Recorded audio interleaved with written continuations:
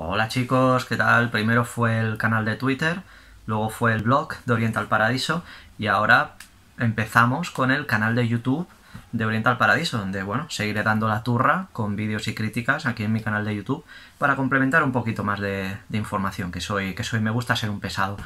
Y hoy empezamos pues empezaremos con un personaje que siempre me ha dado bastante suerte a la hora de empezar los proyectos, que no es otro que el amigo Godzilla. Así que hoy empezaremos pues su saga, analizando su saga con este peliculón que es Japón bajo el terror del monstruo. Aquí tenéis el VHS que sacó Filmax en el 1998 aquí en España. Es una joyita. Y la película, bueno, ha tenido varias ediciones aquí en España. Así que hoy empezamos con el análisis de Japón bajo el terror del monstruo. Peliculón, primer film de la saga de Godzilla. Vaya, vamos.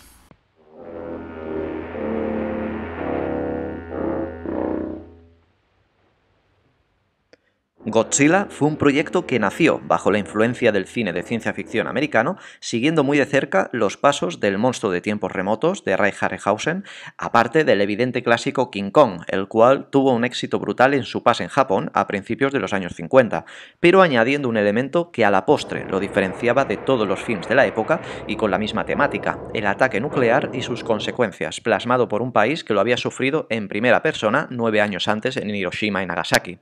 Japón, bajo el terror del monstruo, no tiene nada que ver con el tono que tendrían el resto de films de la interminable saga del saurio radiactivo. Este es un film serio, maduro, a veces violento, otras veces pesimista y con momentos terroríficos que por medio de la fantasía crea una realista parábola de la guerra y crítica del uso de las armas nucleares, siendo además este film el pistoletazo de salida del subgénero del kaiju eiga, el cine de monstruos gigantes japoneses. Hay que entender el contexto histórico en Japón para ver la importancia de este film. La sociedad japonesa vivió la ocupación americana en su país desde el fin de la guerra en 1945 hasta abril de 1952, los cuales reprimían cualquier expresión de exaltación nacional o la censura informativa en torno al tema atómico o la condena al ostracismo de los supervivientes de Hiroshima y Nagasaki. En este contexto, la presencia de Godzilla como exorcismo brutal para el público japonés de la época era obligatorio.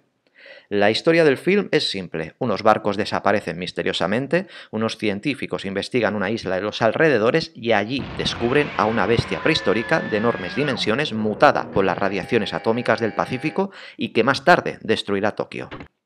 Ishiro Honda, el Kurosawa de la ciencia ficción japonesa, director de los kaiju más destacables de los años 50 y 60, logra darle un tono muy realista al producto acercándolo al documental.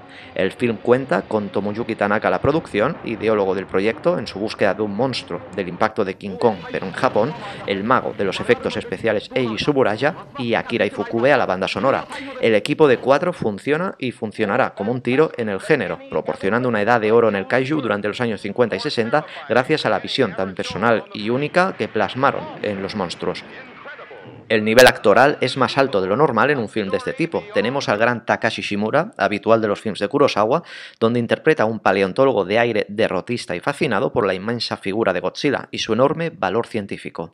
Akira Takarada, que se convertirá en un rostro habitual de la saga, y Momoko Kochi interpretan a la pareja de jóvenes enamorados afectados por la tragedia, y Akihiko Hirata interpreta al profesor Serizawa, uno de los personajes más interesantes del film, envuelto de pesimismo y tragedia, y de hecho es otro personaje afectado físicamente por la Segunda Guerra. Ese acercamiento a la realidad japonesa, el trato de la paranoia atómica entre la población, las alusiones explícitas a los bombardeos americanos sobre Tokio, es uno de los mayores valores del film y que crece cada vez más a medida que pasa el tiempo. Ishiro Honda, prisionero de guerra por los chinos y traumatizado para siempre por el horror de Hiroshima, contagia las imágenes de su experiencia. De hecho, en medio de la escritura del guión del film, en 1954, tuvo lugar el desgraciado incidente del buque pesquero Dragón Afortunado número 5, donde unos pescadores japoneses fueron atrapados por la contaminación atómica de la bomba H más potente jamás explotada hasta el momento, y los pescadores, durante el paso de los años, fueron muriendo progresivamente fruto de la radiactividad. La experiencia se incorpora al film y se evidencia sobre todo en los primeros minutos de metraje. Respecto al monstruo, aún me sorprenden las escenas de destrucción del film. Sí, es un hombre disfrazado, con la intención inicial de utilizar el stop motion, pero descartado por la premura del tiempo de producción del film, pero la forma en la que está rodado, con ese siniestro blanco y negro, el cual da un ambiente de pesadilla, es absolutamente magistral, aumentado con la sensación de gigantismo que da el monstruo, con esos andares a cámara lenta, todo obra del mago Suburaya, creador posteriormente de Ultraman, y su equipo de efectos especiales, quienes se enfrentaron a técnicas nunca antes utilizadas en el país por primera vez, por lo que usaron el ensayo-error con los diferentes y limitados elementos de los cuales disponían. Todo el film alberga un alto sentimiento de tristeza y dramatismo, potenciado por las numerosas referencias a la destrucción provocada por las bombas atómicas de Hiroshima y Nagasaki, y llegando al clímax en este sentido con las escalofriantes escenas en el hospital después de la destrucción de Tokio, con muertos y niños contaminados por la radiactividad calcadas a lo que pasó en realidad.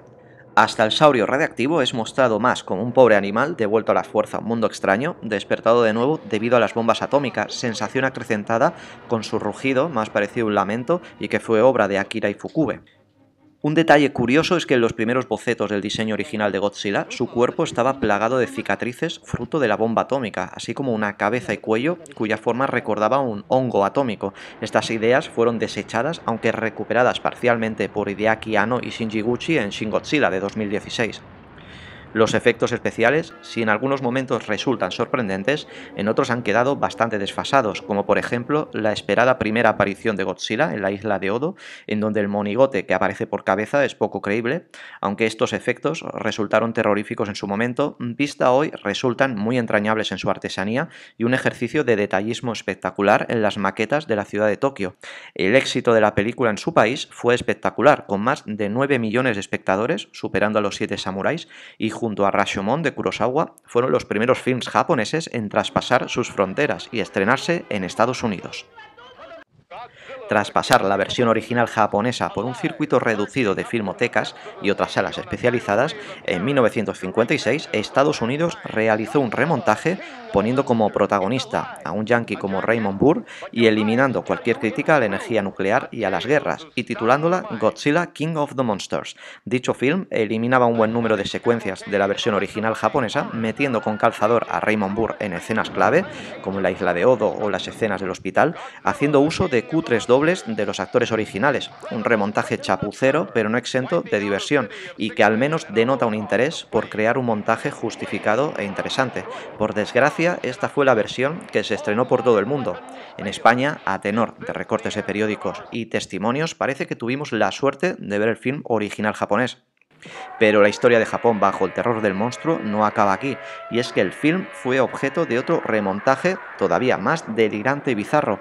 En 1977, Luigi Cocci, perpetrador de exploits italianos como Contaminación, Alien invade la Tierra, cogió Godzilla King of the Monsters con Raymond Burr, debido a la negativa del Atojo de cederle la versión original japonesa, y la volvió a remontar, coloreando sus imágenes a 4 colores con una técnica llamada espectrorama, dando un resultado absolutamente alucinógeno a las imágenes.